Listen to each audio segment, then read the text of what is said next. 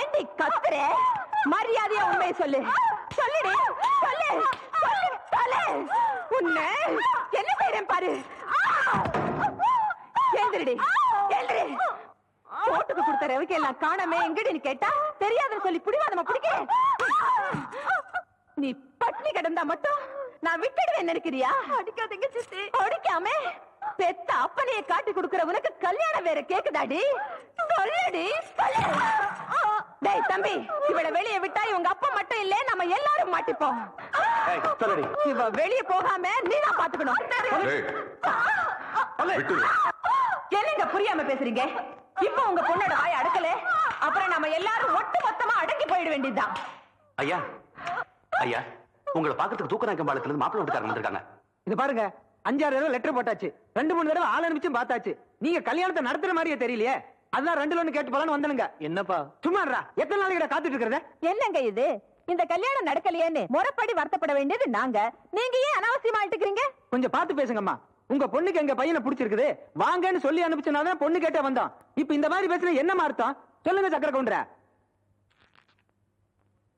அப்போ என் பொண்ணுக்கு பிடிச்சது, இப்ப பிடிக்கல. மறுபடியும் எப்பாவது பிடிக்குதுன்னு சொன்னா சொல்லி அனுப்புறோம்.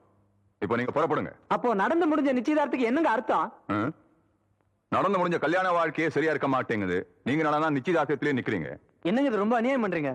தம்பி, போயிடணும்னு சொன்னா போயிடணும், இல்லைன்னா நாங்களே அனுப்பி வச்சிடுவோம். தவிர எப்படி? வாடா போலாம்.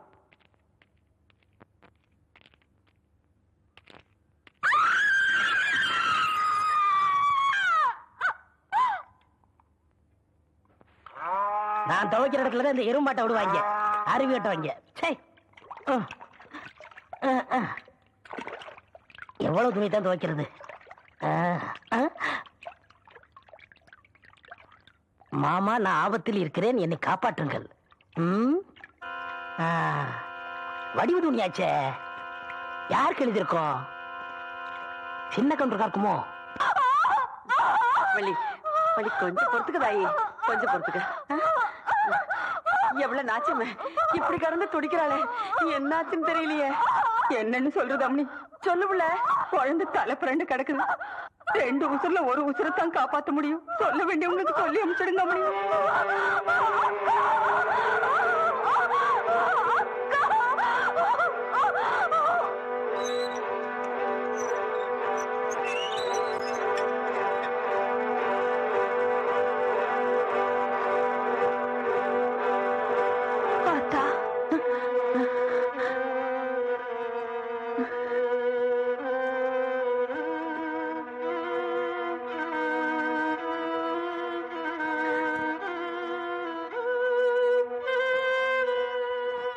கன்றா, இந்த கிழவி பெத்த மகனுக்காக வக்காலத்து வாங்க வந்திருக்காளேன்னு நினைக்கிறியா? நான் அதுக்கு வரல தாயி. நீயும் மாலஸ்தீன்னு எனக்கு தெரியாதா? நீ அம்மாவா இருந்த ஆளாக்கு நீயே உங்களோட தங்கச்சி. அவ இப்ப அம்மா ஆக போறா. ஈருசுருக்காரி, முத பிரசவம். எவ்வளவுதான் கோபம் இருந்தாலும் அதை காட்டுறதுக்கு இது நேரம் இல்ல தாயி.